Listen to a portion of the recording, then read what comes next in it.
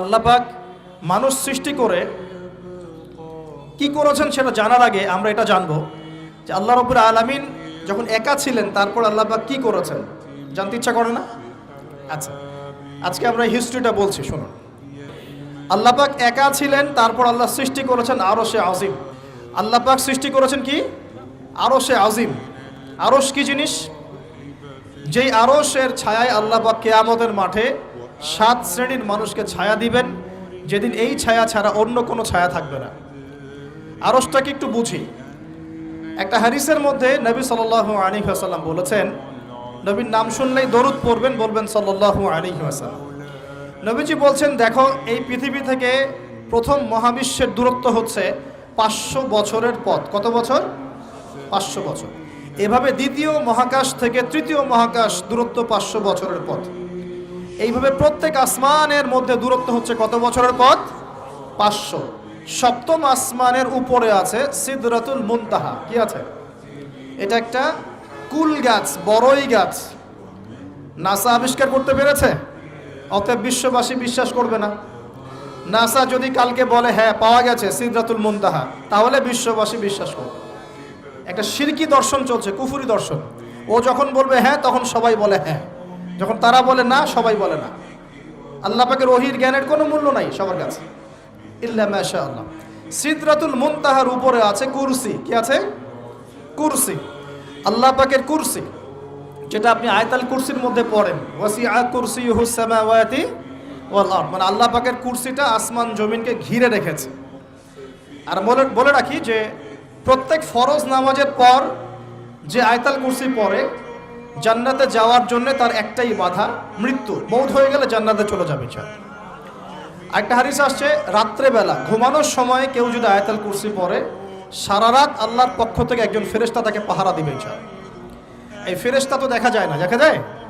তো কয়দিন পর যদি বলে যে যা দেখা যায় না তা বিশ্বাস করা যাবে না, আসলে কিন্তু এপিস্টেমোলজি তাদের এটাই, যা দেখে না তা বিশ্বাস করে না।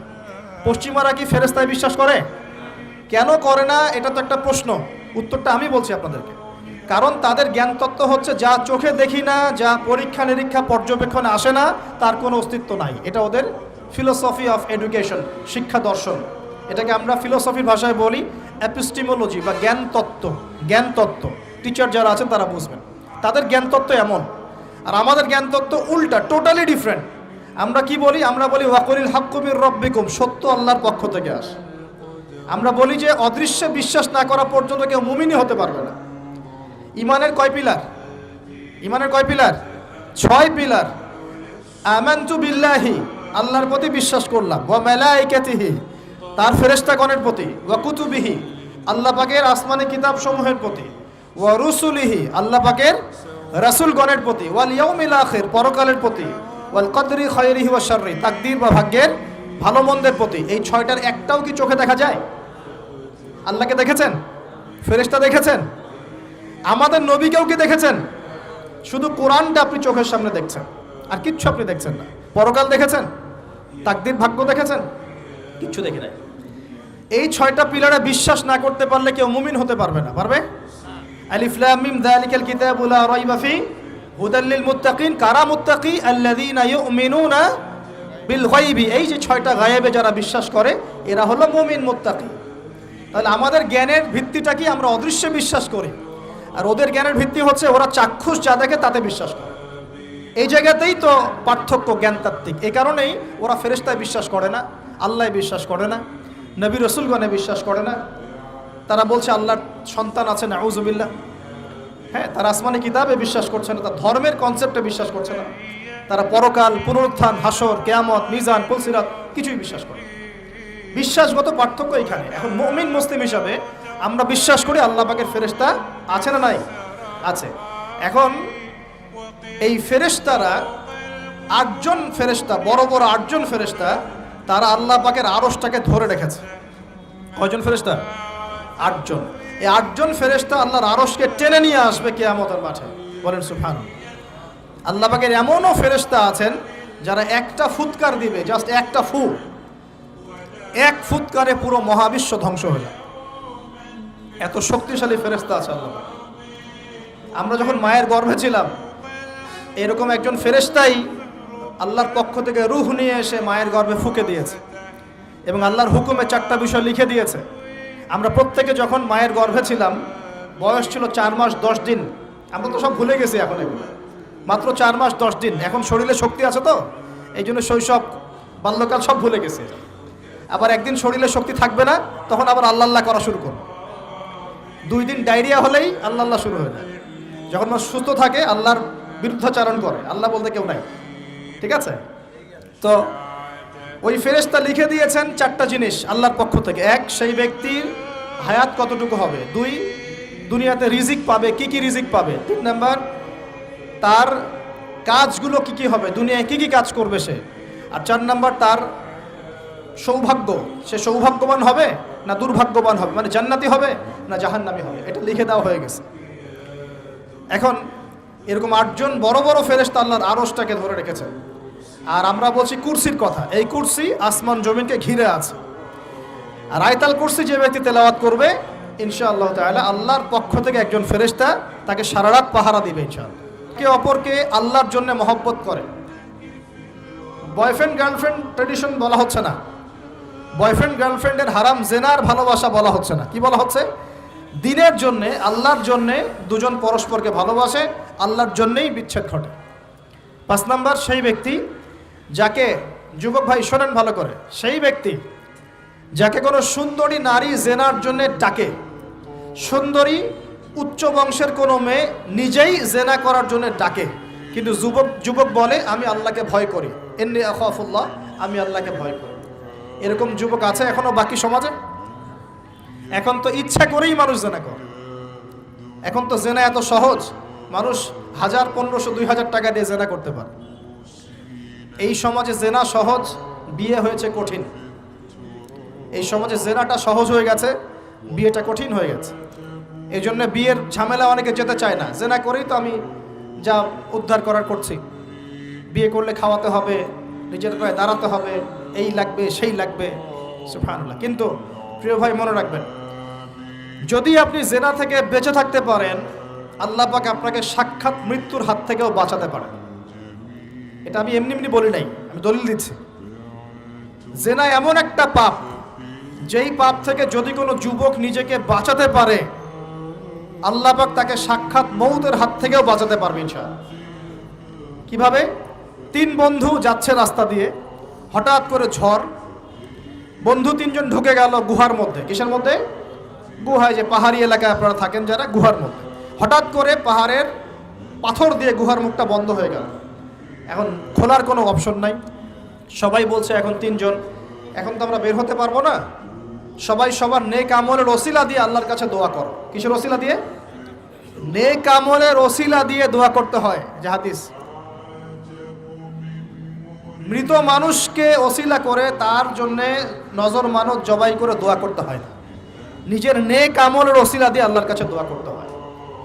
আল্লাহ পাক এখন দোয়া শুনলেন। একজন বলছে আমি আমার পিতা মাতাকে খুব খেদমত করতাম, তাদেরকে দুধ পান না করে দুধ পান করাতাম না, নিজেও করতাম না, ছেলেদেরকে করাতাম না। আল্লাহ এই কাজটা তোমার ভালো লাগলে আজকে গুহার মুখ থেকে পাথর সরিয়ে দাও। পাথর একটু সরে গেল। পাথর আল্লাহর কথা শোনে কিনা? শোনে না? সবাই আল্লাহর কথা শোনে। আগুন আল্লাহর কথা শোনে কিনা? ইব্রাহিমের জন্য আগুন ঠান্ডা হয়ে যায় নাই? আচ্ছা, তারপরে আরেকজন দোয়া করছে, আল্লাহ আমার এক কর্মচারী ছিল, তার বেতন বাকি ছিল, সে বেতন না নিয়ে চলে গেছে, আমি সেই বেতনটা দিয়ে কিছু গবাদি পশু কিনেছি। আস্তে আস্তে গবাদি পশু বেড়েছে, অনেক দিন পর সে এসেছে টাকা চাওয়ার জন্য। তা আমি বলেছি সবই তোমার, সব নিয়ে চলে যাও। সে বলেছে আপনি কি ফাইজলামি করতেছেন আমার সাথে?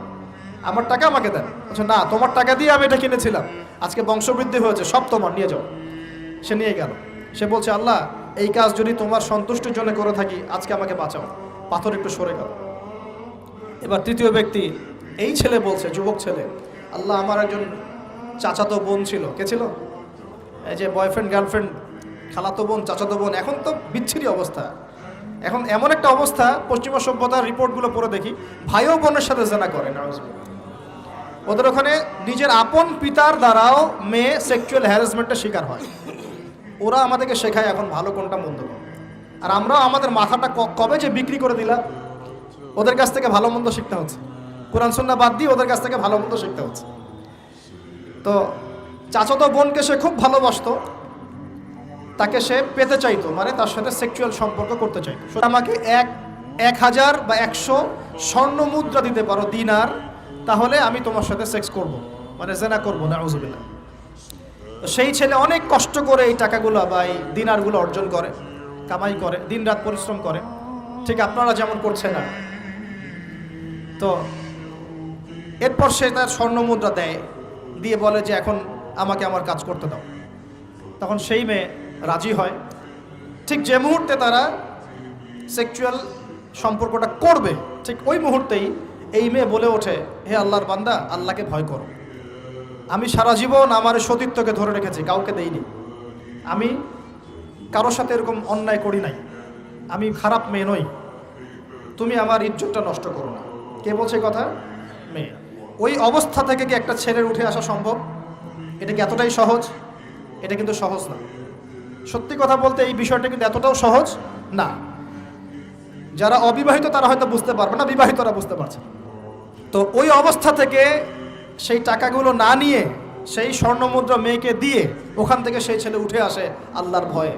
সে এখন গুহার মধ্যে আটকা পড়েছে, আল্লাহকে বলছে, আল্লাহ ওই দিন ওই কাজ যদি তোমার সন্তুষ্টির জন্য করে থাকি, আজকে আমাকে মৃত্যুর হাত থেকে বাঁচাও। সমস্ত পাথর ধপধপ করে সরে গেল গুহার মুখ থেকে। এটা কিন্তু কোনো গাল গল্প না, এটা বনু ইসরায়েলের ঘটনা, সত্য ঘটনা। এই হাদিস থেকে আমি আপনাকে দলিল দিচ্ছি যে যদি জেনার মতো পাপ থেকে আমি সরে আসতে পারি, সাক্ষাৎ মৌত থেকে আল্লাহ বাঁচাতে পারে। প্রিয় ভাই, সেই যুবক আরো সে ছায়া ছায়া পাবে যে তার যৌবনকালটাকে আল্লাহর পথে কাটিয়েছে, এবং যাকে কোনো সুন্দরী মেয়ে জেনার জন্য আহ্বান করে, সে বলে আমি আল্লাহকে ভয় করি। আমরা তওবা করি, আমরা কোনো প্রকার জেনার পাপে যাব না ইনশাআল্লাহ। যদি হারাম কোনো সম্পর্ক থেকে থাকে, আজকেই এই নাম্বার ডিলিট করে ফেলতে হবে। আল্লাহ পাক তৌফিক দেন। ডিলিট করার আগে আবার ফোন করে বলেন না যে আজকে থেকে আর কথা বলবো না, তাহলে এই কথা আর কোনোদিন শেষ হবে না। একবারই বন্ধ, ডিসকানেক্টেড। কার জন্য? আল্লাহর জন্য। এবং এটা করার পরে আল্লাহকে বলতে হবে, আল্লাহ শুধু তোমার ভয়ে এবং তোমার সন্তুষ্টি পাওয়ার জন্য আমি জেনা থেকে বেরিয়ে আসলাম। আল্লাহ তুমি আমাকে হেদায়েত দাও, ঈমান দাও, আমল দাও, এবং তোমার রাস্তায় আমাকে বেহিসাব রিজিক দাও, এবং নেককার কুমারী, নেককার প্রেমময়ী, তাকওয়াবান, মুত্তাকি একজন স্ত্রী আল্লাহ তুমি আমাকে দান করো। ইনশাআল্লাহ আল্লাহ পাক আপনাকে দান করো। আল্লাহ পাক দান করো। আল্লাহ পাকের জমিন প্রশস্ত, আল্লাহর হাত প্রশস্ত। আল্লাহর হাতকে সংকীর্ণ মনে করবেন না, আল্লাহর জমিনকে সংকীর্ণ মনে করবেন না। আল্লাহ পাক যাকে ইচ্ছা বেহিসাব রিজিক দিতে পারে ইনশাআল্লাহ। আল্লাহ পাক আমাদের সবাইকে বেহিসাব রিজিক দান করুন বলি আমিন।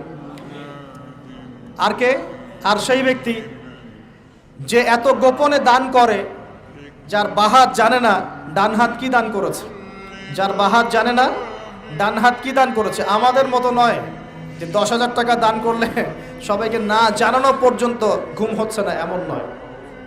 দান এমন গোপনে করে যে তার বাহাত জানে না ডান হাত কি দান করছে। আল্লাহ পাক আমাদের সবাইকে গোপনে দান করার তৌফিক দেন। এর মানে এই না যে প্রকাশ্যে দান করা যায় না, প্রকাশ্যেও দান করা যায়। অন্যকে উৎসাহিত করার জন্যে প্রকাশ্যেও দান করা যায়, কিন্তু গোপন দান আল্লাহর কাছে অনেক বেশি পছন্দের।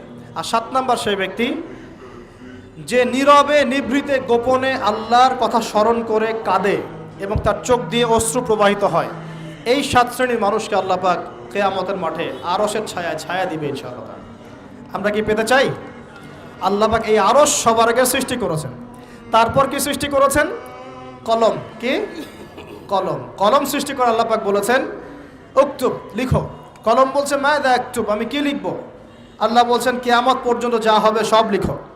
লাউহে মাহফুজে কলম লেখা শুরু করেছে, কিয়ামত পর্যন্ত যা হবে সব লেখা হয়ে গেছে অলরেডি। অতএব রিজিক নিয়ে আপনার টেনশন করার কোনো দরকার নাই, যা লেখা হয়েছে পাবেন ইনশাআল্লাহ। যদি হালাল পথে চান হালাল পথে পাবেন, হারাম পথে চাইলে হারাম পথে পাবেন। আপনি যা তাকদিরে আছে এর বাইরে আপনি কিছু পাবেন না, যতই চেষ্টা করেন। আল্লাহ পাক আমাদের সবাইকে তাকদির নিয়ে সন্তুষ্ট থাকার তৌফিক দান করুন।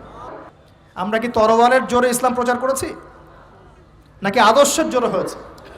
আদর্শ দেখে, মুসলিমদের চরিত্র দেখে, তাদের চারিত্রিক মাধুর্য দেখে, কোরআন সুন্নাহর প্রামাণ্যতা দেখে লক্ষ লক্ষ মানুষ ইসলাম কবুল করেছে আলহামদুলিল্লাহ, এখনও করছে আলহামদুলিল্লাহ। এখন যে সারা বিশ্বে মানুষ মুসলিম হচ্ছে, কোন জায়গায় মুসলিমরা গলার জোরে তরবারের জোরে ইসলাম প্রচার করছে দেখান দেখি। এখন কি বিশ্বে মানুষ মুসলিম হচ্ছে না? হচ্ছে কি না? পশ্চিমা সভ্যতার মানুষরা মুসলিম হচ্ছে না? এখন কি আমরা যুদ্ধ করছি? তরবারি দিয়ে ওদেরকে ধরে রেখেছি, এই ইসলাম কবুল কর, এটা বলেছে? প্রিয় ভাইরা, যেটা বলতে চাচ্ছিলাম, ফেরেশতারা বলেছেন রক্তপাত ঘটাবে আর ফাসাদ সৃষ্টি করবে। তারা কি সঠিক না ভুল? ফেরেশতারা সঠিক না ভুল? সঠিক। তারা কি গায়েব জানতেন? উত্তর না। তারা কিসের আলোকে বলেছেন? ওই যে বাসিরা, দূরদর্শিতা। জিন জাতি যা করেছে এরা তো তাই করতে পারে। আল্লাহ পাক কি বলছেন? আল্লাহ পাক বলছেন ইন্নী আ'লামু মা লা তা'লামুন, আমি যা জানি তোমরা তা জানো না। মানে আমার অনেক শুকরগুজার বান্দা থাকবে যারা আমার আনুগত্য করবে, আমার বিরুদ্ধাচরণ করবে না। আমরা ওই বান্দাদের অন্তর্ভুক্ত হতে চাই, আল্লাহ পাক কবুল করুন বলি। এটা বলে রাখি যে জান্নাতের 120টা কাতার হবে। কয় কাতার? 120 কাতার। এর মধ্যে 80টা কাতার হবে উম্মতে মুহাম্মাদের মধ্য থেকে, আলহামদুলিল্লাহ। এবার আল্লাহ পাক আদম আলাইহিস সালামকে সৃষ্টি করলেন নিজ হাতে। সূরা সাদের মধ্যে আল্লাহ পাক বলেছেন খলাকতু বিয়াদাই, আমি নিজ হাতে ওকে সৃষ্টি করেছি। আল্লাহর হাত কেমন সেটা ব্যাখ্যা করার দরকার নাই, এগুলো নিয়ে চিন্তা করতে যাবেন না। আল্লাহ পাকের মতোই, কারোর সাথে সাদৃশ্যপূর্ণ নন। আল্লাহ পাক এবার আদম আলাইহিস সালামকে সৃষ্টি করে নাম শিক্ষা দিলেন। ওয়াল্লামা আদামাল আসমাআ কুল্লাহা, এই মহাবিশ্বের যত জ্ঞান আল্লাহ পাক আদম আলাইহিস সালামকে শিক্ষা দিলেন। বলেন সুবহানাল্লাহ। এখান থেকে দলিল পেলাম আমাদের পিতা বানর থেকে হয় নাই, আমাদের পিতাকে আল্লাহ পাক সৃষ্টি করেছে। আমাদের পিতাকে কে সৃষ্টি করেছেন?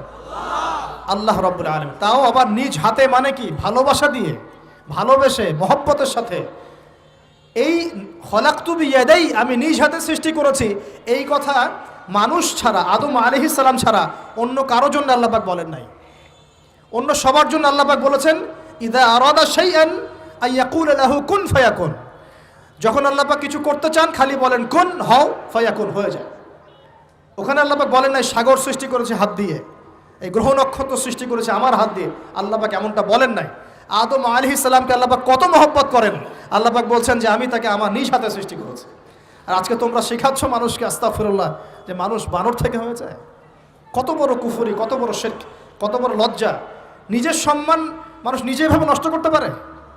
নিজের সম্মান নিজে নষ্ট করতে পারে? আমাদেরকে আল্লাহ সৃষ্টি করেছেন আদম আলাইহিস সালাম থেকে।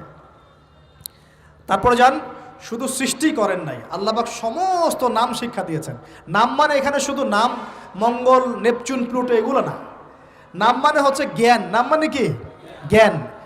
একটা এক্সাম্পল দেই, যখন আপনি বাচ্চাকে বলেন যে A for Apple, A for কি? অ্যাপল যে শিখাচ্ছেন, অ্যাপল বলতে কিন্তু সে শুধুমাত্র একটা ওয়ার্ড শিখে না, ও কিন্তু শিখে অ্যাপল মানে একটা এমন কিছু যেটা খেতে হয়। কি করতে হয়? খেতে হয়। যখন আপনি শেখান এ ফর অ্যান্ট, ও বুঝতে পারে অ্যান্ট হচ্ছে একটা সৃষ্টি, এটা চলাচল করে, কালো কালো দেখতে, ও কিন্তু মাথার মধ্যে ওটা ছবি এঁকে নেয়। তো এটা নাম মানে শুধু নাম না, জ্ঞান। আল্লাহ পাক আদম আলাইহিস সালামকে সমস্ত জ্ঞান শিক্ষা দিলেন। আল্লামাল ইনসান মা লাম ইয়ালাম, আল্লাহ বলছেন আমি মানুষকে সেই জ্ঞান শিক্ষা দিয়েছি যা মানুষ জানতো না। মানে আমরা সৃষ্টিগতভাবে জ্ঞানী ছিলাম না, আল্লাহ পাক জ্ঞান শিক্ষা দিয়েছেন। কোন জ্ঞান শিক্ষা দিয়েছেন? যে জ্ঞান ফেরেশতাদেরও ছিল না। বলেন সুবহানাল্লাহ। আল্লাহ পাক জ্ঞান শিক্ষা দিয়ে ফেরেশতাদের সামনে নিয়ে গিয়ে বলছেন তোমরা এই নামগুলো বলো দেখি। ফেরেশতারা বলছেন লা ইলমা লানা ইল্লা মা আল্লামতানা, আল্লাহ আমাদের তো সেই জ্ঞান নাই, যা আপনি শিখিয়েছেন অতটুকুই জানি, এর বেশি জানি না। এবার আল্লাহ পাক বলছেন ইয়া আদম আম্বিহুম বিআসমাইহিম, আদম তুমি সব নাম বলে দাও দেখি। আদম আলাইহিস সালাম সমস্ত নাম ধর করে সব বলে দিলেন। আমাদের পিতা জ্ঞানী ছিলেন না? ছিলেন না? আল্লাহ পাক নিজে তাকে জ্ঞান শিক্ষা দিয়েছে। আর আমরা বলছি মানুষ আস্তাগফিরুল্লাহ অন্য প্রাণী থেকে আসছে। সুবহানাল্লাহ, কত অদূরদর্শী মানুষেরা, কত সুদূর প্রসারী একটা কুফরি মতবাদ। এবার আল্লাহ পাক আদম আলাইহিস সালামকে বলছেন তুমি নাম বলে দাও, তিনি সব নাম বলে দিলেন।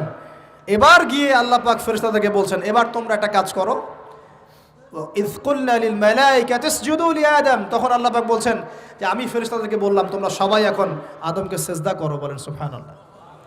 কত সম্মান আমাদের পিতার। মহাবিশ্বে ফেরেশতাদের সামনে আল্লাহ পাক তাকে সিজদা করালেন ফেরেশতাদেরকে দিয়ে। ফাসাজাদু, সবাই সিজদা করলো, ইল্লা ইবলিস, কে সিজদা করলো না? ইবলিস। এখানে একটা বিষয় মনে রাখেন, আমাদের পিতাকে কিসের কারণে সম্মানিত করা হয়েছে? শারীরিক গঠন, চেহারার সৌন্দর্য, টাকা পয়সা রিজিক কোনটার কারণে? এইটাই মনে রাখবেন।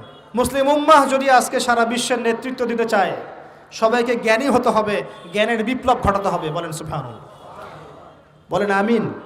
এই জ্ঞানের বিপ্লব ঘটাতে পারলে ইনশাআল্লাহ মুসলিম উম্মাহ আবার সেই জায়গায় যাবে যেখান থেকে আমরা এসেছি।